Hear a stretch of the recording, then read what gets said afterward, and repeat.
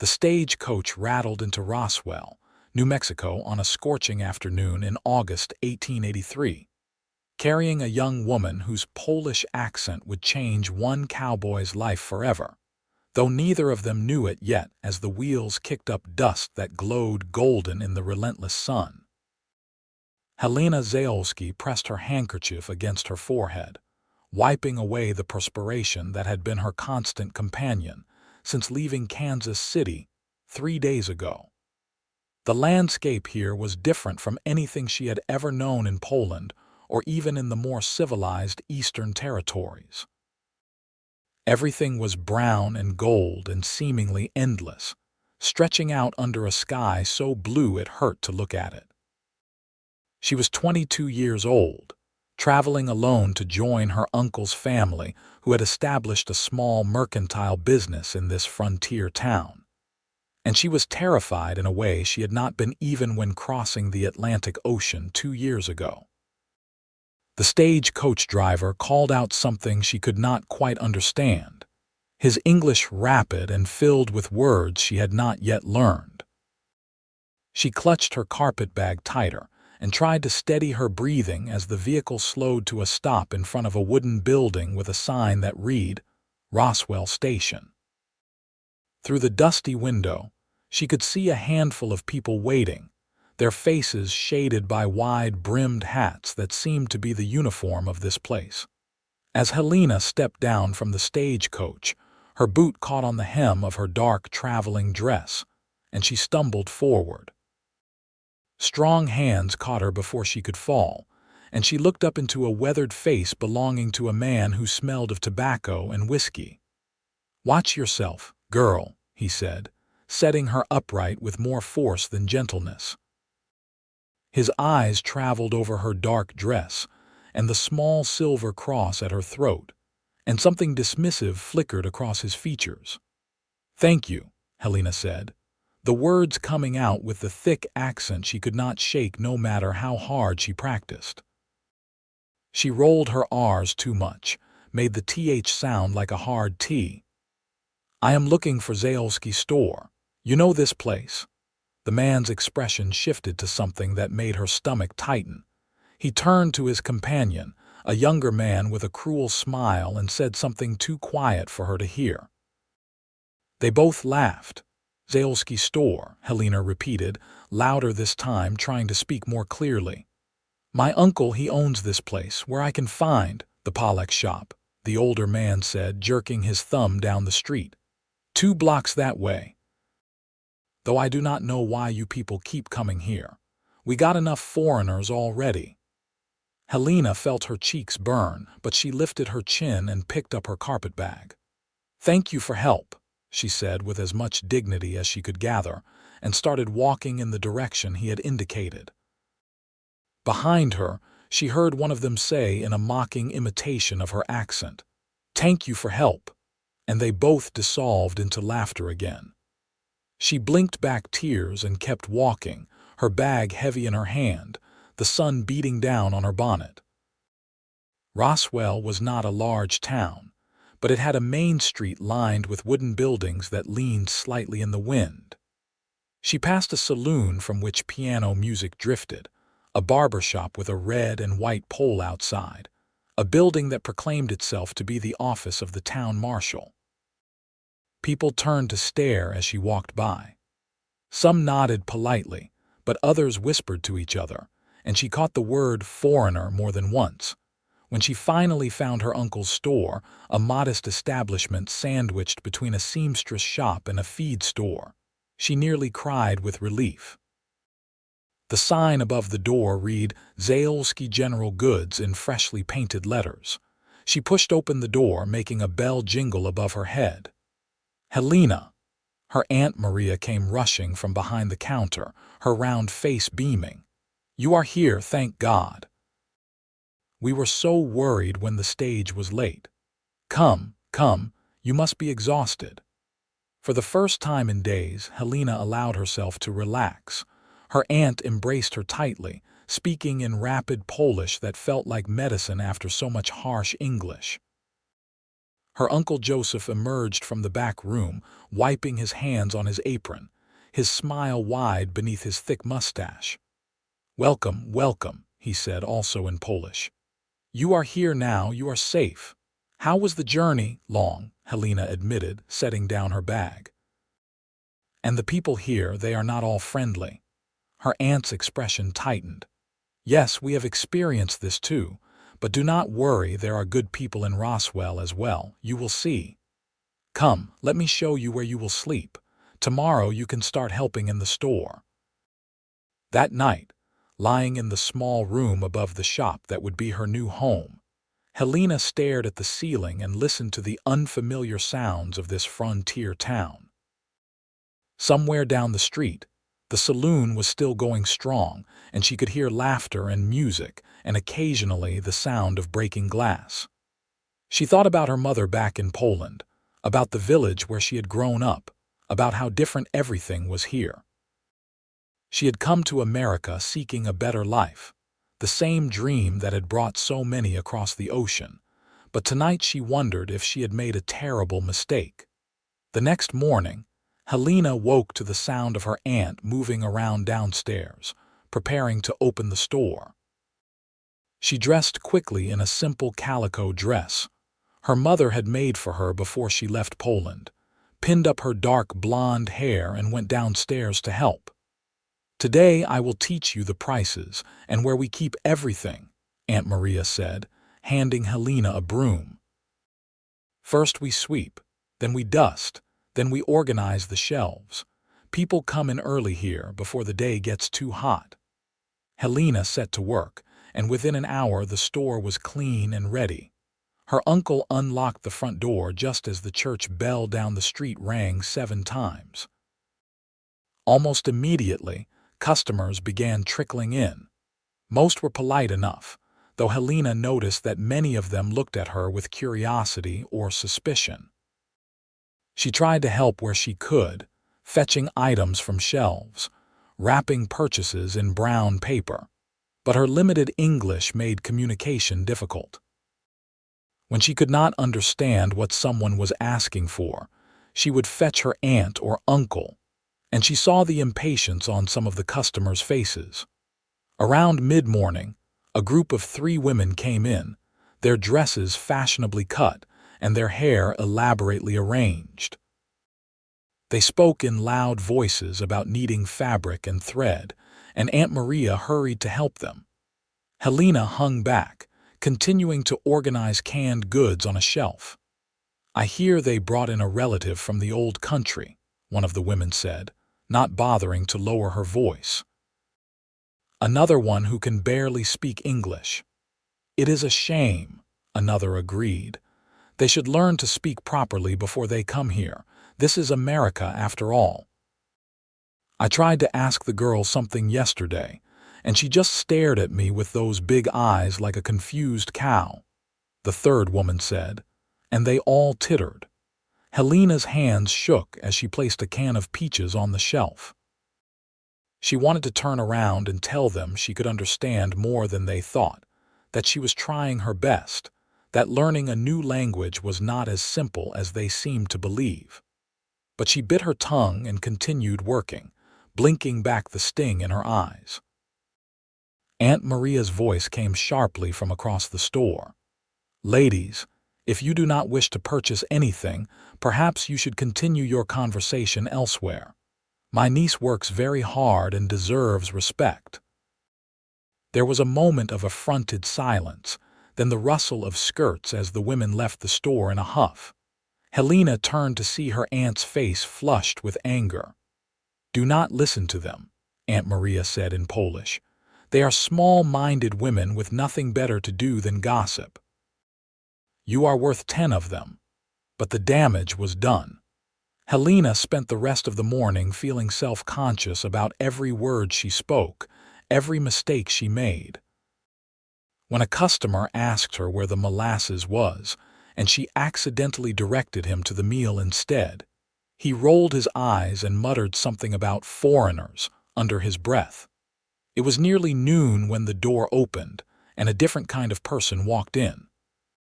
He was tall, probably in his mid-20s, with dark hair that curled slightly beneath his worn hat. His clothes were dusty from the trail, his boots scuffed, and he moved with the easy confidence of someone who knew exactly who he was and did not care what anyone else thought about it. He touched the brim of his hat to Aunt Maria. "Morning, madam," he said, his voice a slow drawl that seemed to stretch the words out like taffy. "I am looking for some tobacco and maybe some of that jerky you sell if you have got any left." "Of course, Mr. Nash," Aunt Maria said warmly. "Helena, can you get the tobacco from the back shelf? The one in the tin container." Helena nodded and went to fetch it, grateful for something to do. She found the tin and brought it back to the counter, where the cowboy was waiting. He looked at her with eyes the color of whiskey, and something in his gaze was different from the way most people looked at her. There was curiosity there, but no judgment, no mockery. "Thank you kindly," he said, taking the tin from her. His fingers brushed hers accidentally, and she felt a jolt like static electricity. "You are welcome," Helena said softly, then winced at how thick her accent sounded. But the cowboy just smiled, a genuine expression that reached his eyes. "You are new in town." "Yes," she said, folding her hands in front of her to keep them from shaking. "I come from Poland. I am here 3 days only." "Poland," he repeated, and there was interest in his voice. "That is a long way to travel. I hope Roswell is treating you well." Helena did not know how to answer that, so she just nodded. Aunt Maria came back with the jerky wrapped in paper, and the cowboy paid for his purchases. As he turned to leave, he touched his hat brim again, this time looking directly at Helena. "Welcome to Roswell, miss," he said. "I hope to see you around." Then he was gone, the door swinging shut behind him, and Helena found herself staring after him with a strange feeling in her chest. "That is Vance Nash," Aunt Maria said, noticing Helena's gaze. "He is a good man, works on the Double R ranch outside of town. Not like some of the others around here. His family has been in New Mexico since the territory opened up, but he treats everyone with respect." Helena filed the name away in her mind, though she told herself it did not matter. She was here to work, to help her family, to build a life. She did not have time for cowboys with kind eyes and gentle smiles, no matter how different they seemed from everyone else she had met. The days began to blur together. Helena worked in the store from morning until night, learning the rhythms of the business and slowly, painfully, improving her English. Her aunt and uncle were patient teachers, and some of the regular customers began to warm to her, appreciating her hard work even if they still found her accent strange. But there were others who never missed an opportunity to make her feel unwelcome. The 3 fashionable women came back regularly, always with some cutting remark disguised as polite conversation. A group of young men would sometimes stand outside the store and imitate her accent when she was sweeping the boardwalk, laughing at their own wit. Even some of the shopkeepers on the street treated her with barely concealed contempt, as if her very presence was an insult to their town. Helena tried to develop a thick skin, but each comment, each mocking laugh, each eye roll when she struggled with a word felt like a small cut. She began to dread going outside, preferring to stay in the store or in her room above it. At night, she would practice her English until her throat hurt, trying to smooth out the accent that marked her as different, as other, as less than. It was about 2 weeks after her arrival when she saw Vance Nash again. She was outside sweeping the boardwalk in front of the store, the morning sun already hot despite the early hour, when he rode up on a bay horse that looked as tired as its rider. "Morning," he said, dismounting with a slight wince that suggested he had been in the saddle for many hours. "Is the store open yet?" "Yes," Helena said, pausing her sweeping. "We open at 7. "Good, because I am in desperate need of coffee," he said, then looked at her more closely. How are you settling in? Roswell treating you better than it did at first? The question caught her off guard. Most people did not ask her anything personal, and certainly no one had remembered seeing her before. She hesitated, unsure how to answer honestly without complaining. "Is okay," she finally said. "I am learning much." Vance tied his horse to the hitching post and leaned against it, studying her face. "That is not quite the ringing endorsement I was hoping to hear. Someone giving you trouble." "No, no trouble," Helena said quickly, not wanting to cause problems. "People here, they are just not used to someone like me. It is okay." "Someone like you," Vance repeated, and there was something hard in his voice now. "You mean someone who came here from somewhere else, trying to make an honest living?" "Because last I checked, that described just about everyone in New Mexico territory, including my own family a generation back." Helena did not know what to say to that, so she just continued sweeping, keeping her eyes on the wooden boards beneath her feet. Vance was quiet for a moment, then said, "I grew up here, but my mother came from Tennessee. She had an accent too, a southern drawl that some folks like to make fun of. I remember her crying in the kitchen one night because some of the women in town had mocked the way she talked at a church social. My father told her that anyone who judged someone by how they sounded instead of who they were was not worth her tears. I think he was right." Helena looked up at him then, surprised by the personal revelation. "Your mother, she is okay now. She passed when I was 15, Vance said, and there was old grief in his voice. "Fever. But before she died, she told me to always remember that the world is bigger than Roswell, New Mexico, and that different does not mean wrong. It just means different." "I am sorry for your mother," Helena said softly. "She sounds like good woman." "She was," Vance agreed. He straightened up and adjusted his hat. "Anyway, I should let you get back to work and get that coffee before I fall asleep standing up. But I meant what I said. If anyone is giving you real trouble, you let me know. We might be in the middle of nowhere out here, but that is no excuse for bad manners." He went into the store, and Helena stood there for a long moment, the broom forgotten in her hands. Something about the way he spoke to her, the way he looked at her like she was a real person instead of just a foreign curiosity, made her feel seen in a way she had not since arriving in America. She finished her sweeping and went back inside. Vance was at the counter with Uncle Joseph, paying for a large bag of coffee and some other supplies. He caught her eye and smiled, a small gesture that nevertheless made her heart beat a little faster. After he left, Uncle Joseph came over to where Helena was organizing the fabric display. "Vance Nash is a good man," he said in Polish. "He does not care where someone comes from, only about their character. There are not many like him." "I barely know him," Helena protested, but she could feel her cheeks warming. "Not yet," her uncle said with a knowing smile.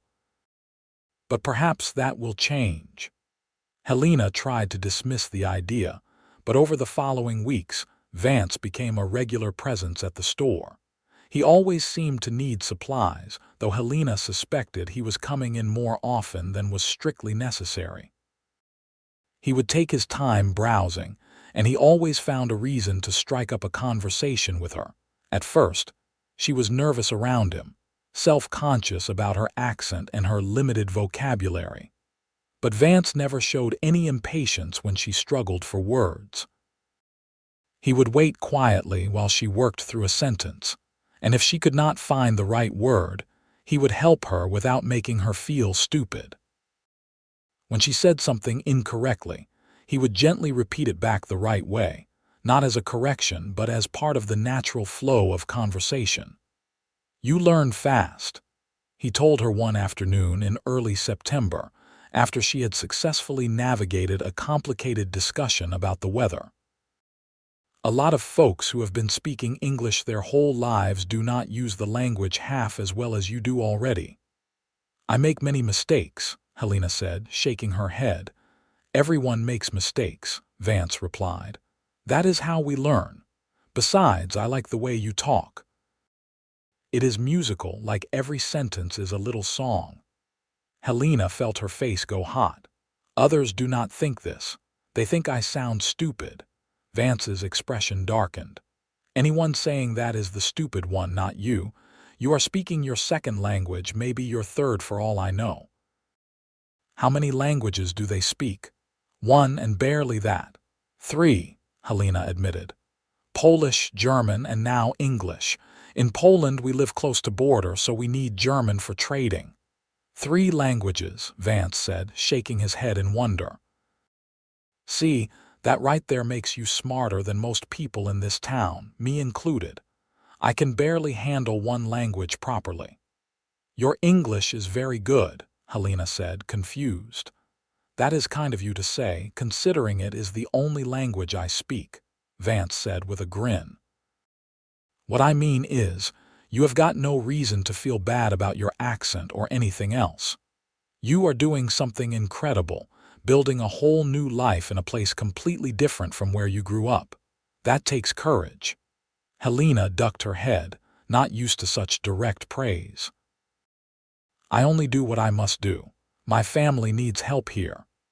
Maybe, Vance said, but you still chose to come, and you chose to stay even though some folks are not making it easy. That is courage in my book. Their conversations became something Helena looked forward to, small bright spots in days that could still be difficult. The mocking had not stopped entirely. There were still people who made her feel unwelcome, still moments when she wanted to hide away and never speak English again. But Vance's words echoed in her mind during those hard times, reminding her that she was stronger than she sometimes felt. One particularly difficult day in late September, Helena was helping a customer when she got confused between the words flour and flower. The customer, a sour-faced man named Mr. Jenkins who ran the feed store, made an exasperated sound. Lord have mercy, can you not understand simple English?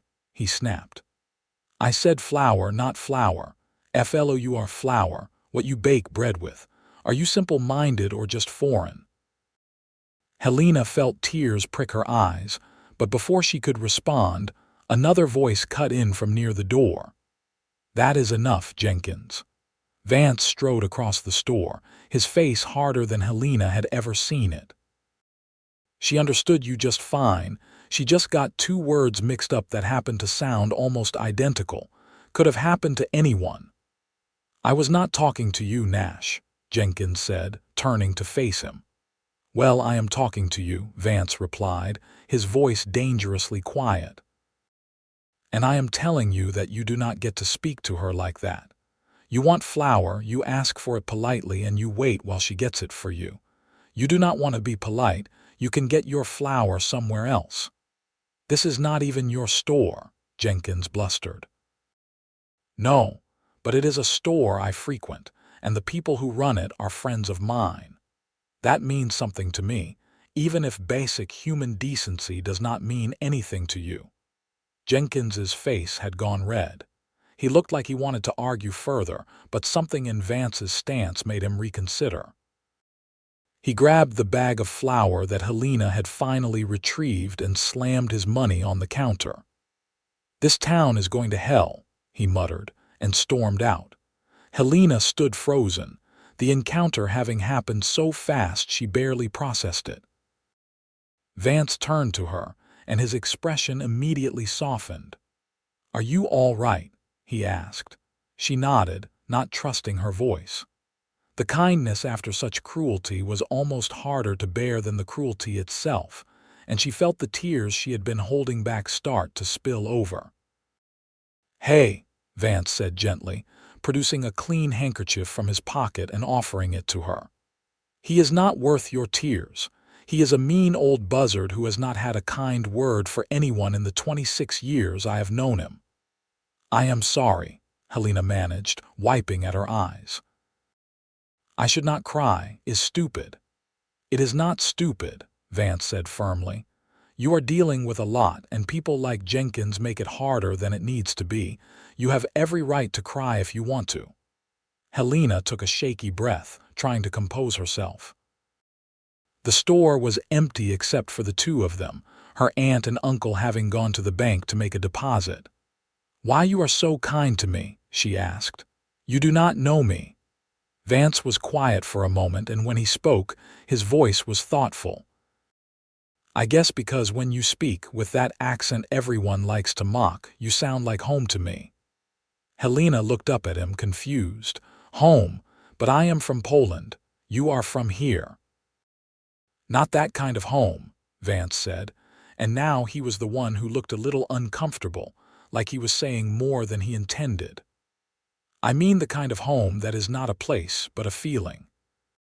My mother used to talk different than everyone else, and people gave her grief for it, but to me and my father, her voice meant safety and love and everything good in the world. When I hear you talk, stumbling over words and trying so hard to get everything right, it reminds me of her. It reminds me that the best people are often the ones who have had to work the hardest to be where they are." Helena's breath caught. No one had ever said anything like that to her before, had ever suggested that her accent could be something other than a flaw to be hidden or corrected. She looked at Vance and saw the sincerity in his eyes, the way he was watching her like she mattered, like her feelings were important to him. "Thank you," she whispered, "for defending me, for being kind." "You do not have to thank me for basic human decency," Vance said. "But you are welcome all the same." They stood there in the quiet store, something shifting between them, something that felt significant even if neither of them quite knew how to name it yet. The moment was broken by the sound of the door opening as Aunt Maria and Uncle Joseph returned, but the feeling lingered. After that day, things changed. Vance started coming by the store more often, and not always with an excuse about needing supplies. He would drop in just to say hello, or to bring Helena a wildflower he had picked on the range, or to tell her about something funny that had happened at the ranch. In turn, Helena found herself watching for him, listening for his distinctive knock on the door, feeling her spirits lift whenever he appeared. Aunt Maria noticed, of course. "He is courting you," she said one evening as they were closing up the store. "No," Helena protested, though her heart fluttered at the thought. "He is just being friendly." "Helena, I may be old, but I am not blind," her aunt said with a laugh. "That young man is smitten with you, and if I am not mistaken, you feel the same way about him." "It does not matter," Helena said quietly. "I am here to work to help you and Uncle Joseph. I do not have time for such things." "Everyone has time for love," Aunt Maria said, her voice gentling. "Your uncle and we do not expect you to give up your life to work in this store. We want you to be happy to build a life here. If Vance Nash makes you happy, then we are happy too." Helena wanted to believe it could be that simple, but she was afraid. Afraid of what it would mean to care for someone so much. Afraid of what would happen if things did not work out. Afraid that someone like Vance could not really want someone like her once he knew her better. But Vance was persistent. In early October, he asked if she would like to go for a walk after the store closed, and Helena surprised herself by saying yes. They walked through the dusty streets of Roswell as the sun set, painting the sky in shades of orange and pink that took Helena's breath away. "Is beautiful," she said, stopping to stare at the horizon. "Not as beautiful as the person I am walking with," Vance said, and then looked embarrassed at his own boldness. Helena felt her cheeks flush. "You should not say such things." "Why not if they are true?" Vance asked. "Helena, I know we have not known each other long, but I would like to know you better, if you are willing to give me a chance." Helena looked at him, at this cowboy who had defended her and encouraged her, and made her feel like she belonged in a place where so many others made her feel like an outsider. She thought about how her accent, which had been a source of shame and mockery, had somehow become something that drew him to her instead of pushing him away. "Yes," she said softly. "I would like that too." Vance's face broke into a grin so wide it made her laugh. "Yeah, you mean it." "I mean it," Helena confirmed, and felt something inside her chest unfurl like a flower opening to the sun. They began courting properly after that, though they had to be somewhat discreet about it. Not because of any prohibition, but because Helena was still sensitive about drawing attention to herself. Vance understood this without her having to explain, and he was content to court her quietly, with evening walks and conversations in the store after hours and occasional visits to her uncle's home for dinner. Uncle Joseph approved of the match wholeheartedly. "That Nash boy has a good head on his shoulders," he said in Polish one evening when Vance had left after dinner. "He comes from a good family, and more importantly, he treats you with respect. That is worth more than gold." As autumn deepened, and the temperature began to drop from unbearable to merely uncomfortable, Helena and Vance grew closer. He taught her about the land, about the plants and animals of New Mexico, about the history of the territory. She told him about Poland, about her family, about the foods and traditions she missed. He listened with genuine interest, asking questions and remembering details she mentioned in passing. "Someday I would like to try this pierogi you keep talking about," he said one evening as they sat on the bench outside the store, watching the stars come out. "Maybe I can make for you," Helena said, "if Aunt Maria lets me use the kitchen." "I would like that," Vance said. "Though I will probably like them just because you made them, even if they taste like saddle leather." "They will not taste like saddle leather," Helena protested, laughing. "I am good cook. My mother teaches me many things."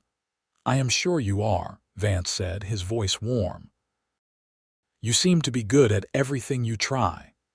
"Not everything," Helena said, thinking of all the times she still stumbled over English words, all the moments when she felt out of place and awkward. "Many things are still hard for me." "Hard and impossible are not the same thing," Vance pointed out. "You are one of the strongest people I know, Helena. You picked up your whole life and moved halfway across the world. You are learning a new language and a new way of living, and you are doing it with grace and courage. That is not nothing." Helena leaned against his shoulder, feeling the steady warmth of him, and allowed herself to believe, just for a moment, that maybe she really was as strong as he seemed to think she was. But not everyone was happy about their courtship.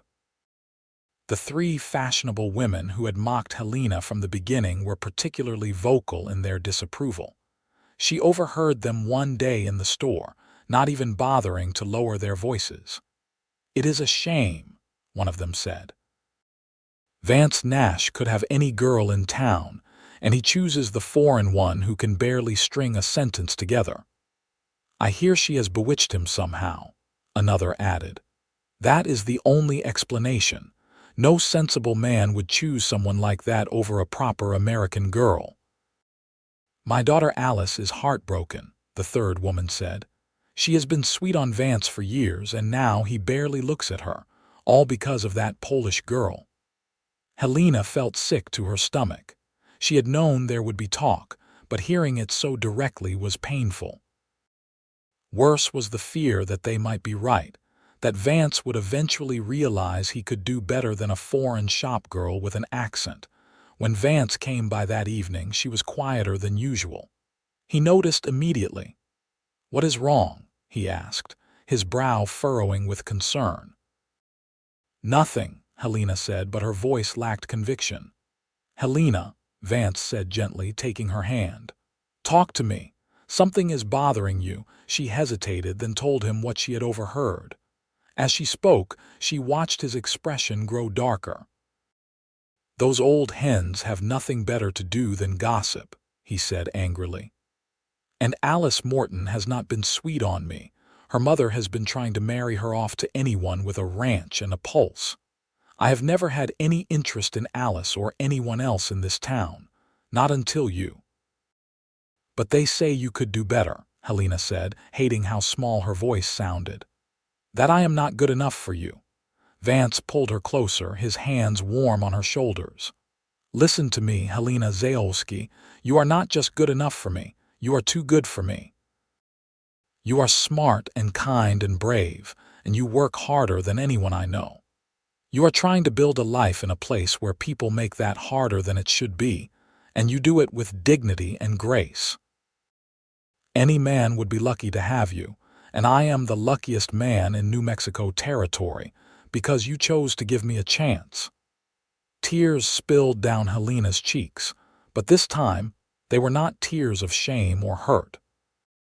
They were tears of relief, of being seen and valued, of being loved for who she was instead of in spite of it. I am falling in love with you, she whispered, the words coming out in English that was still accented but clear. I try not to, but I cannot help it. Vance's face softened into an expression of such tenderness it made her breath catch. I am already in love with you, he said. Have been for weeks now, if I am being honest. Every time you walk into a room, every time you smile, every time you tell me about Poland or laugh at one of my terrible jokes, I fall a little more. He leaned down and kissed her then, a gentle press of lips that felt like a promise. Helena kissed him back, pouring all her hopes and fears and love into that single perfect moment. When they pulled apart, Vance rested his forehead against hers. I do not care what anyone in this town says, he murmured. You are mine and I am yours if you will have me. I will have you, Helena said, and felt the last of her doubts melt away. Their courtship became more public after that. Vance made it clear to anyone who would listen that he was courting Helena with serious intentions. And while some people still whispered and disapproved, many others began to accept the match. The fact that Vance Nash, whose family was well respected in the area, had chosen Helena seemed to give her a legitimacy in some people's eyes that she had not had before. It was not entirely fair, Helena thought, that she needed a man's approval to be treated with respect, but she was practical enough to accept the benefits even as she resented the necessity. As winter approached, bringing cooler temperatures that were a relief after the brutal heat of summer, Helena's English continued to improve. She still had an accent, she probably always would, but she could now navigate most conversations without difficulty. The store had become busier as more settlers moved into the area, and Uncle Joseph began talking about expanding the business. We could not do this without you, he told Helena one evening. You have been such a help and the customers like you. Well, most of them, he amended with a wry smile. I am happy to help, Helena said, and it was true. Despite the difficulties, she had built a life here. She had work she was good at, family who loved her, and Vance, who made her believe in possibilities she had never dared to imagine before. In December, Vance took her to meet his father, who lived alone on a small ranch about 5 miles outside of town. Abel Nash was a weathered man in his 50s with kind eyes and his son's easy smile. So you are the young woman who has my boy so tied up in knots he cannot think straight, Abel said, shaking Helena's hand. It is a pleasure to meet you. The pleasure is mine, Mr. Nash, Helena said carefully, wanting to make a good impression. Call me Abel, he said. Mr. Nash makes me sound old, though I suppose I am getting there. Come in, come in. I made coffee, though I warn you it is not as good as what you get in town. They spent the afternoon at the ranch, and Helena found herself relaxing in Abel's presence. He had the same straightforward kindness as his son, the same lack of judgment about her background or accent. He asked her about Poland with genuine curiosity, and told her stories about his own parents, who had come to Texas from Kentucky before the war and eventually made their way to New Mexico territory. Starting over in a new place is never easy, he said. But it is worth it if you find good people to do it with. I can see that my son has found that with you, and I could not be happier about it. On the ride back to town, as the winter sun set early and painted the sky in shades of purple and gold, Vance reached over and took Helena's hand. He likes you, Vance said. Not that there was any doubt. Everyone who really knows you likes you. Your father is good man, Helena said. I see where you learned to be kind. He would say the same about my mother, Vance replied. She was the heart of our family. I think she would have liked you too. I think you two would have understood each other. Helena squeezed his hand, touched by the comparison. I wish I could have met her. Me too, Vance said softly, but I think in some way you knowing me means you know a part of her. Everything good about me came from her. They rode in comfortable silence for a while, and then Vance said, Helena, I have been thinking about something and I want to talk to you about it, but you should know there is no pressure. If you are not ready or you do not want to, that is fine and nothing changes between us. Helena's heart began to beat faster. What is it? Vance took a deep breath. I want to marry you. I want to build a life with you, a real life. A home, a family, everything. I know we have not been courting that long, but I have never been more sure of anything in my life. You are what I have been waiting for without even knowing I was waiting. Helena felt tears spring to her eyes for what felt like the 100th time since meeting this man. You want to marry me. Even though I am foreign, even though I talk strange, even though people will not like it. I want to marry you because you are foreign, because your voice is the most beautiful sound I have ever heard, and because I do not give a damn what people think, Vance said firmly. I want to marry you because when I think about my future, you are in every single picture. I want to wake up next to you every morning and fall asleep next to you every night. I want to build a ranch with you and have children with you and grow old with you, if you will have me. Yes, Helena said, the word coming out is barely more than a whisper. Yes, I will marry you. I want all of those things too. Vance pulled the wagon to a stop right there on the trail and kissed her, deep and thorough and full of promise. When they finally broke apart, both of them were laughing and crying at the same time. I do not have a ring yet, Vance said. I wanted to ask you first, make sure you would say yes before I spent the money, but I will get you one, a good one. I do not need a ring, Helena said. I just need you. You are getting a ring anyway, Vance said firmly. You deserve something beautiful, something that tells the whole world you are spoken for. They told her aunt and uncle that evening, and the small apartment above the store erupted in celebration. Aunt Maria cried and hugged them both, and Uncle Joseph shook Vance's hand so enthusiastically Helena worried he might dislocate something. We must have a proper celebration, Aunt Maria declared. A party with all our friends. Oh, this is wonderful news. The next few weeks were a whirlwind of planning. They decided on a spring wedding, which would give them time to prepare and also allow the weather to warm up enough for a celebration. Vance bought Helena a simple gold band with a small diamond, which she treasured more than if it had been the largest gem in the world. Word of the engagement spread quickly through Roswell, and reactions were mixed. Some people were genuinely happy for them, offering congratulations and well wishes. Others were less enthusiastic, particularly those who had never warmed to Helena or who had hoped Vance might choose a different bride. The worst of it came one cold January afternoon when Helena was in the store alone. The three women who had been her primary tormentors since she arrived walked in, their faces set in hard lines.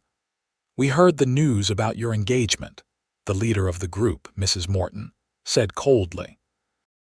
I suppose we should offer congratulations, though I cannot imagine what Vance is thinking.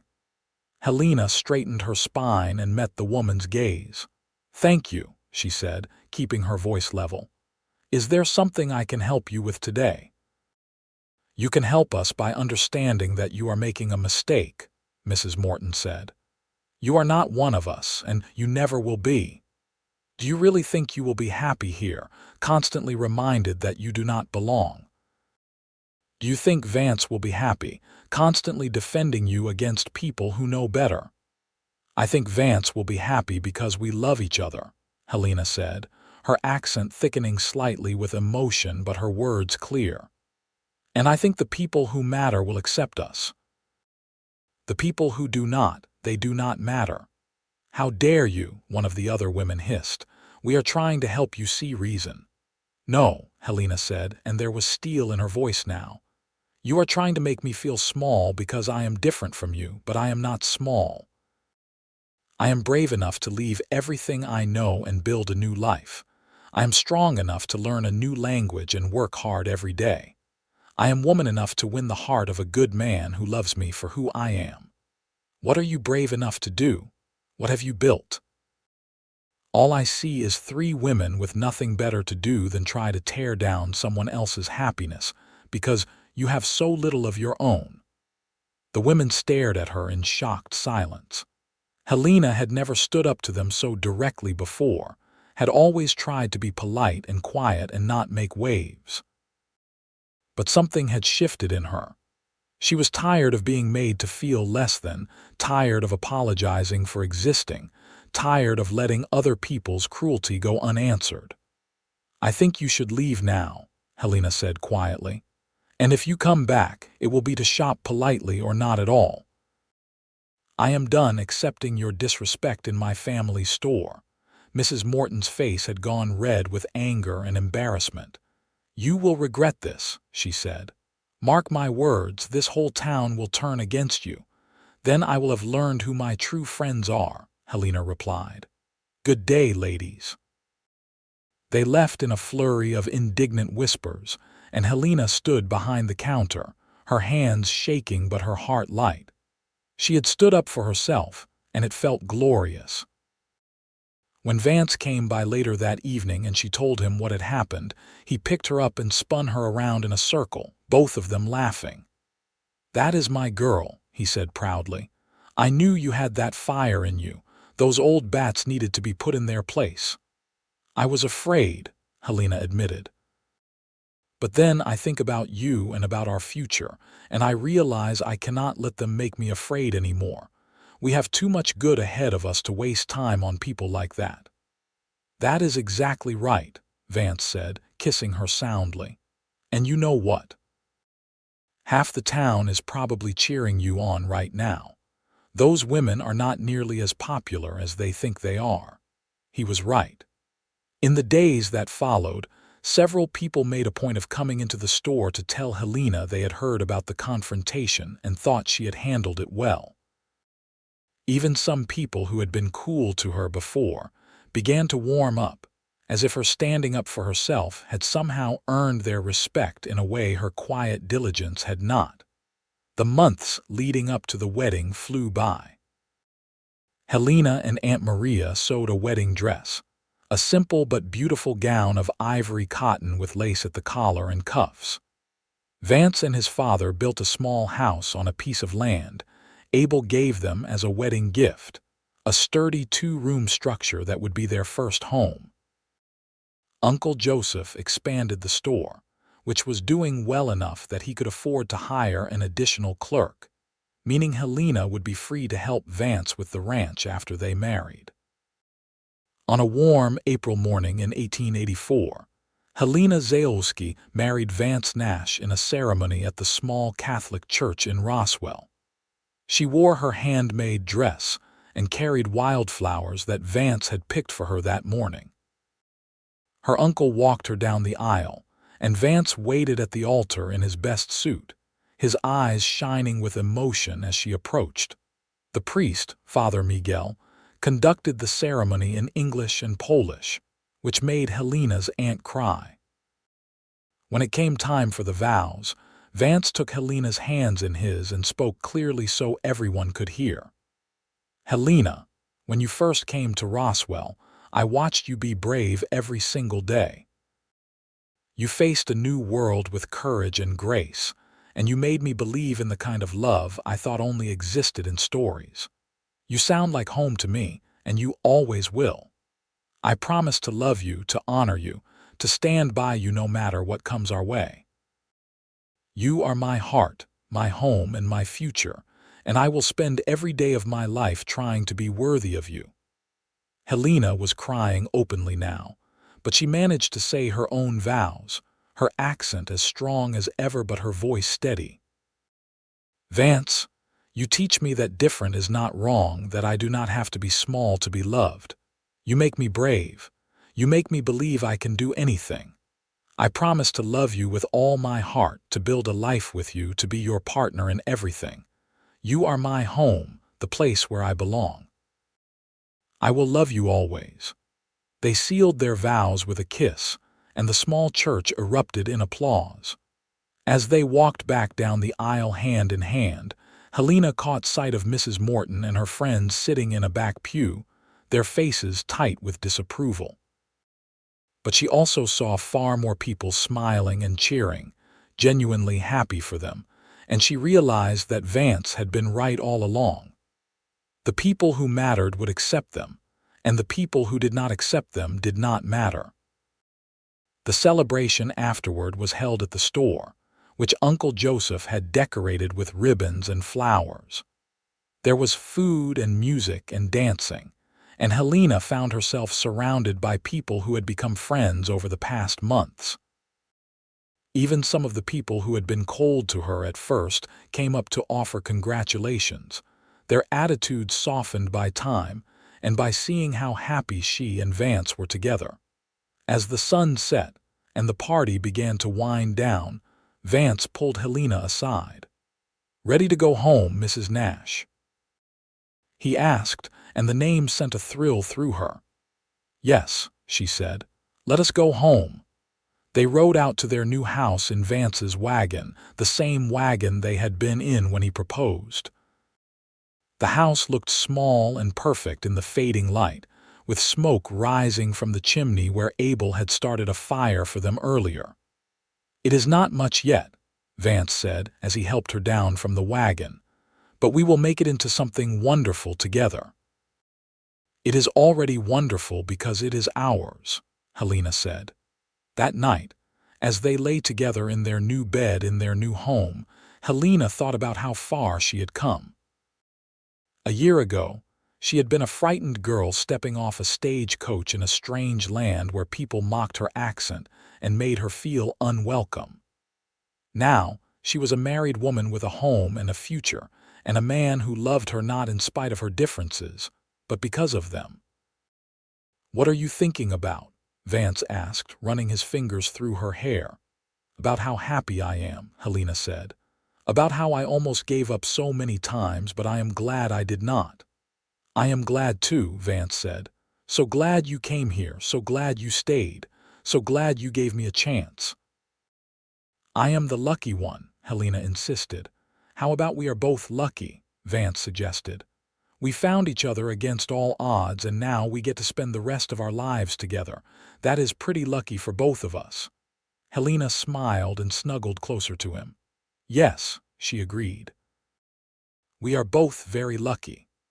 Life as a married woman brought new challenges and new joys.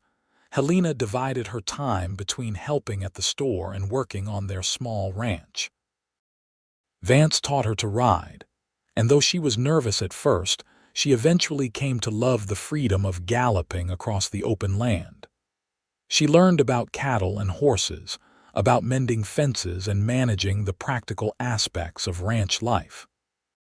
She also discovered that being married to a well-respected local man did not entirely shield her from prejudice, but it helped. Most people treated her with courtesy now, though there were still occasional comments about her accent or her foreign ways.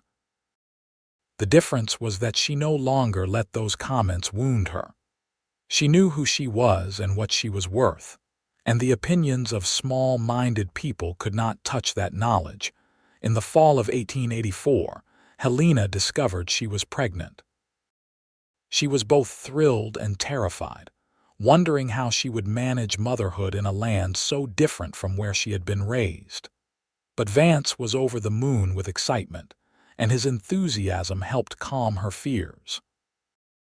"You are going to be an amazing mother," he told her, his hand resting gently on her still flat stomach. "And our child is going to be so lucky to have you, to grow up learning about 2 cultures and hearing 2 languages. 3 languages, since you said you would teach them German too. You do not mind that I will speak Polish to the baby?" Helena asked. She had worried about this, afraid that Vance might want their children to be purely American, to have no trace of her heritage. "Mind. I think it is wonderful," Vance said. "I want our children to know where they come from, both sides of their heritage.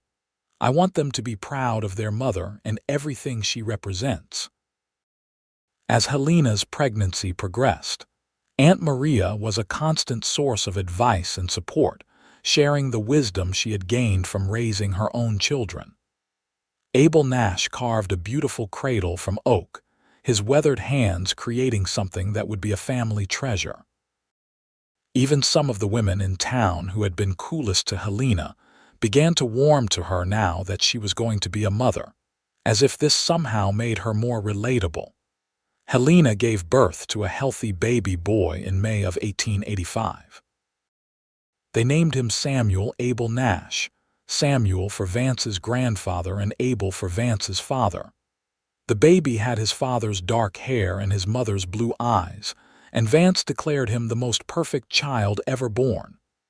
"He is pretty perfect," Helena agreed, exhausted but glowing as she held her son. "Though I think maybe all parents believe this about their babies." "Maybe," Vance said, gently touching Samuel's tiny hand. "But in our case, it happens to be true." Being parents brought Vance and Helena even closer together. They took turns walking the floor with Samuel when he cried at night, worked together to manage the ranch and care for their son, and marveled together at each tiny milestone.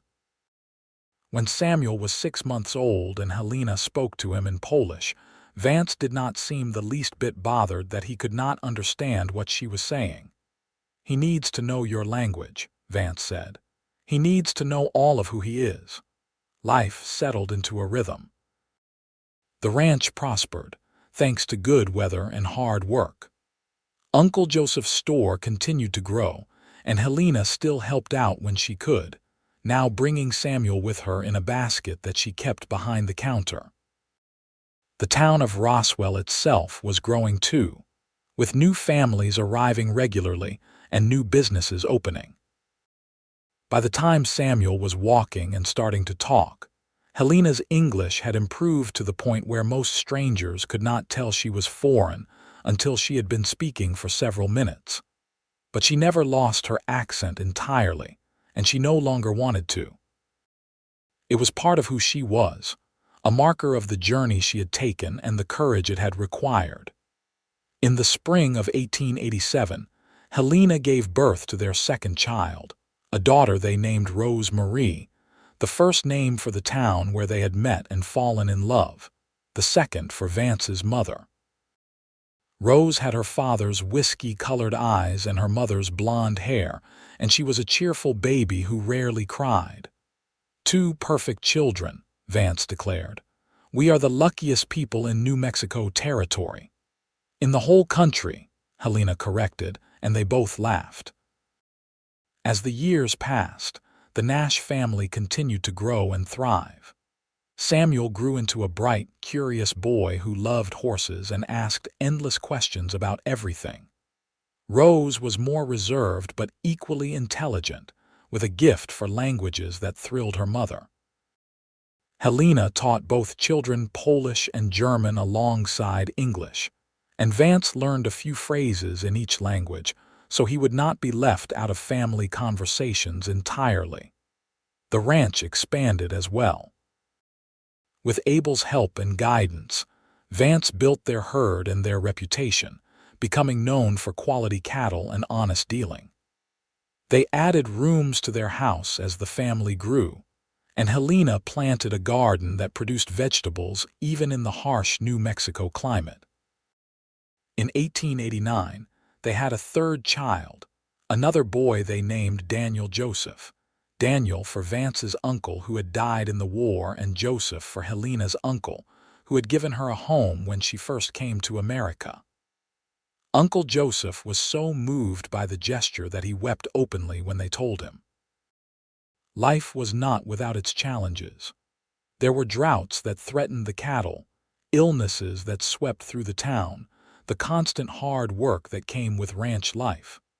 But Helena and Vance faced everything together, their partnership growing stronger with each passing year. In 1891, when Helena was pregnant with their fourth child, tragedy struck.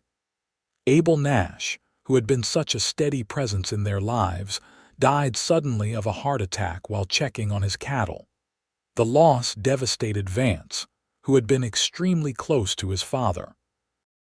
Helena held him while he grieved, offering the same kind of steady support he had always given her.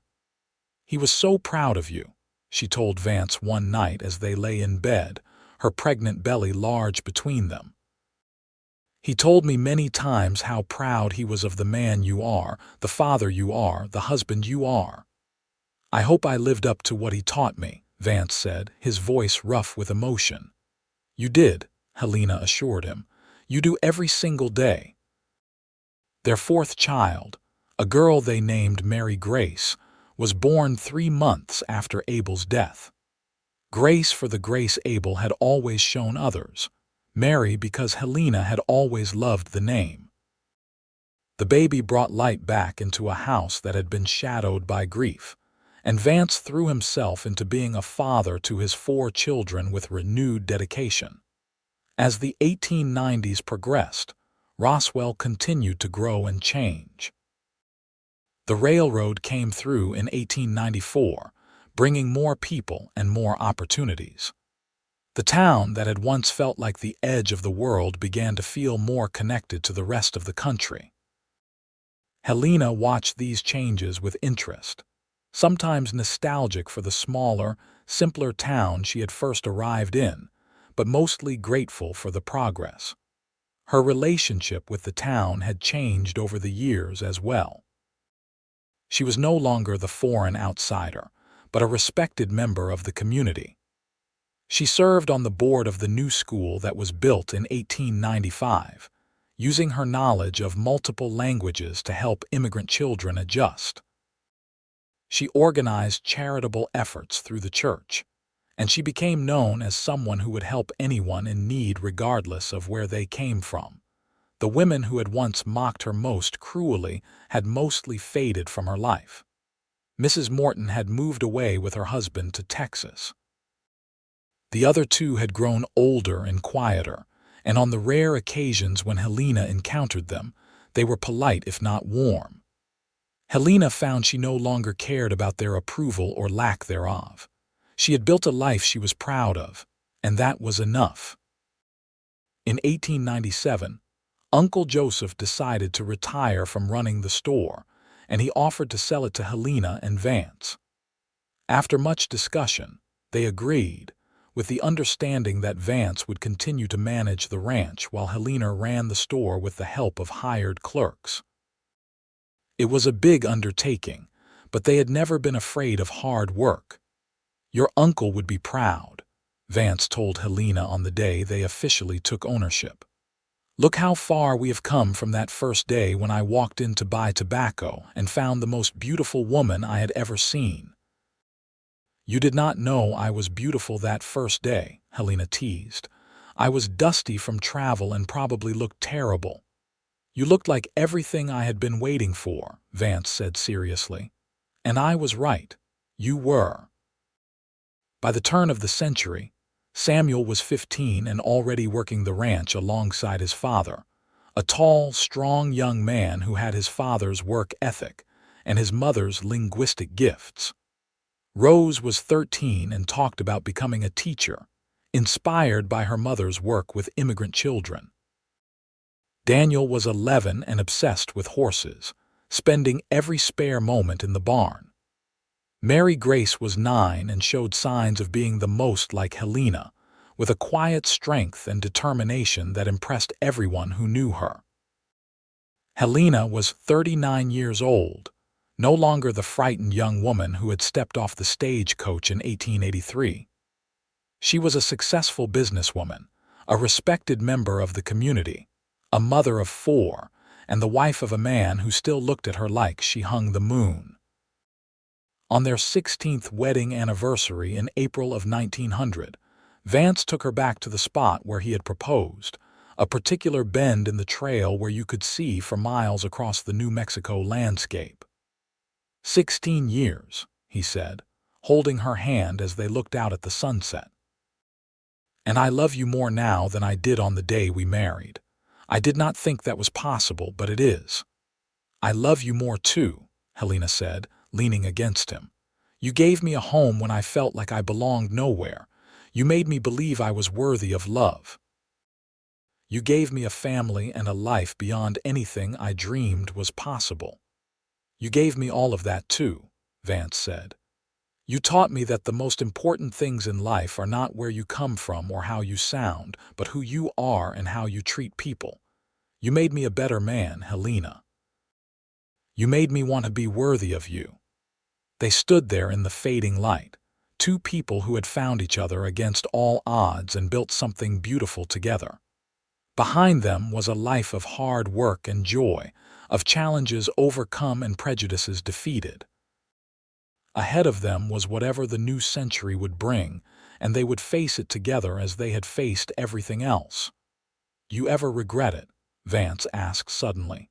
Coming to America, leaving Poland, everything you gave up. Helena thought about the question seriously, as she always did when he asked it, which was rarely but every few years. She thought about her childhood home, about the mother she had not seen in 17 years, about the life she might have had if she had stayed. No, she said finally. I miss my mother and I wish she could meet her grandchildren. I miss some things about Poland, but I do not regret my choice. This is where I was meant to be. You are who I was meant to find. Our children, this life, this is my home now. You sound like home to me, Vance said, echoing the words he had spoken so many years ago in the store. You always will. As the years continued to pass, the Nash family flourished. Samuel married a local girl named Catherine in 1903 and took over more of the ranch operations, eventually building his own house on the property. Rose went to teachers' college in Santa Fe and came back to teach in Roswell, just as she had always dreamed. Daniel started a horse breeding operation that became well regarded throughout the territory.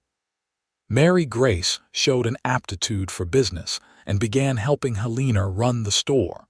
Helena and Vance became grandparents in 1904 when Samuel and Catherine had a son. More grandchildren followed over the years, filling their home with noise and laughter, and the chaos that comes with a large, loving family. Helena taught each grandchild Polish songs and German phrases, just as she had taught their parents, determined that the family would remember where part of their heritage came from. In 1912, New Mexico became a state rather than a territory, and Roswell celebrated with a grand festival. Helena and Vance, now in their 50s and considered pillars of the community, were honored guests at the celebration. When the mayor gave a speech about the diverse people who had built New Mexico into what it was, he specifically mentioned the Nash family and Helena's journey from Poland as an example of the American dream. Mrs. Nash came here nearly 30 years ago with nothing but courage and determination, the mayor said. She faced prejudice and hardship, but she persevered. She built a business, raised a family, and contributed immeasurably to this community. She represents the best of what it means to be an American, and we are lucky to have her as one of our own. Helena, sitting in the audience with Vance's hand in hers and her children and grandchildren around her, felt tears stream down her face. She thought about the girl she had been, mocked for her accent and made to feel unwelcome. She thought about the women who had tried to convince her she would never belong. And she thought about Vance, who had seen past all of that to the person she really was, who had loved her for her differences rather than in spite of them. "You did it," Vance whispered to her. "You showed them all." "We did it," Helena corrected. "Together." As they aged, Helena and Vance gradually handed over more responsibilities to their children, but they never fully retired. Helena still went to the store most days, now as much to socialize as to work. Vance still rode out to check on the cattle, though Samuel did most of the heavy work now. They had earned their slower pace, and they enjoyed it, finding pleasure in the small moments they might have rushed past in their younger, busier years. They celebrated their 30th anniversary in 1914, surrounded by children, grandchildren, and friends. By then, Helena's accent had faded to just a slight lilt on certain words, barely noticeable unless you were listening for it. But sometimes, when she was tired or emotional, it would come back stronger, and Vance would smile and pull her close. "There is the girl I fell in love with," he would say. "The one with the musical voice who sounded like home." In the summer of 1918, Vance fell ill with the influenza that was sweeping across the country. Despite Helena's best efforts and the doctor's care, he grew steadily weaker.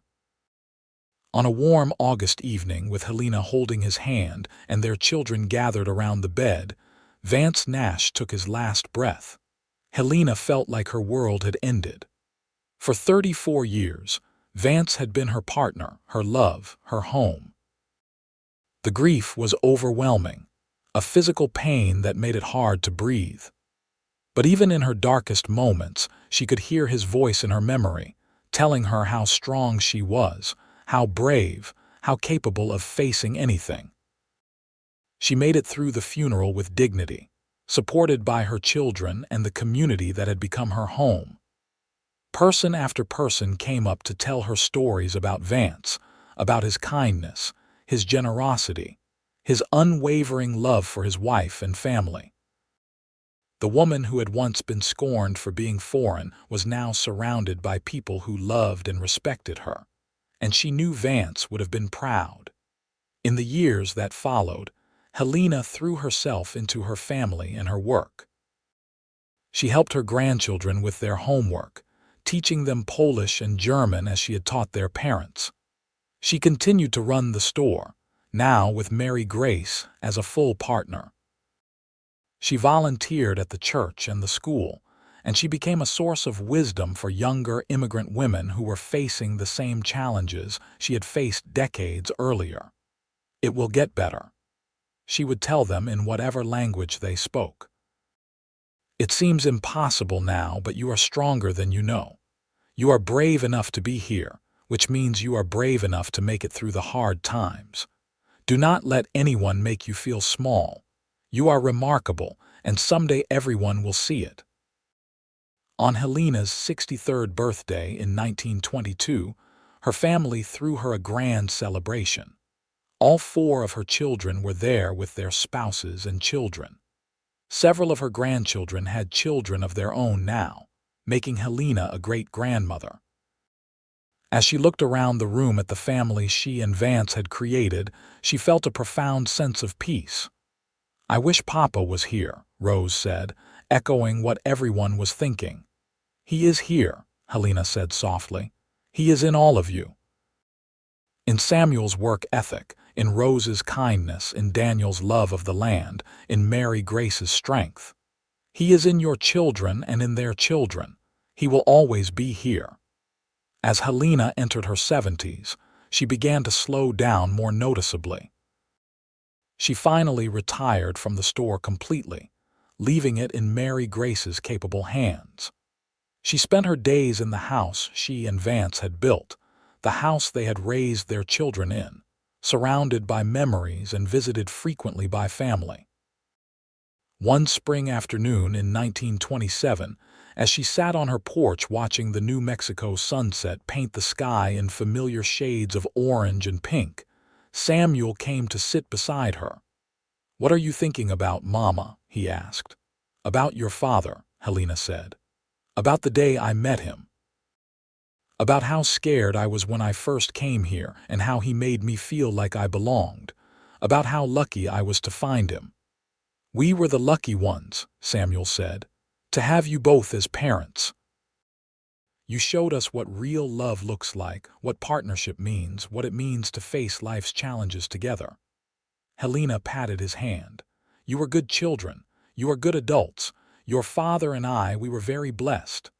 "Mama," Samuel said hesitantly, "can I ask you something I have always wondered about?" "Of course." "Do you ever wish you had stayed in Poland? I know you said you did not regret coming to America, but do you ever wonder what your life would have been like if you had never left?" Helena was quiet for a long moment, watching the sun sink lower on the horizon. "I think of my mother sometimes," she said finally.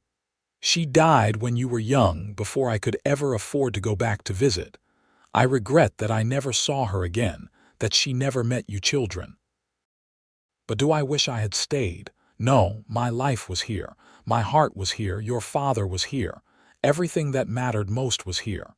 "He really loved you," Samuel said. "Even at the end, when he could barely speak, he kept saying your name." "And I loved him," Helena said. "From the day he defended me in the store and told me I sounded like home. He gave me a home, Samuel, not just a place to live, but a place to belong.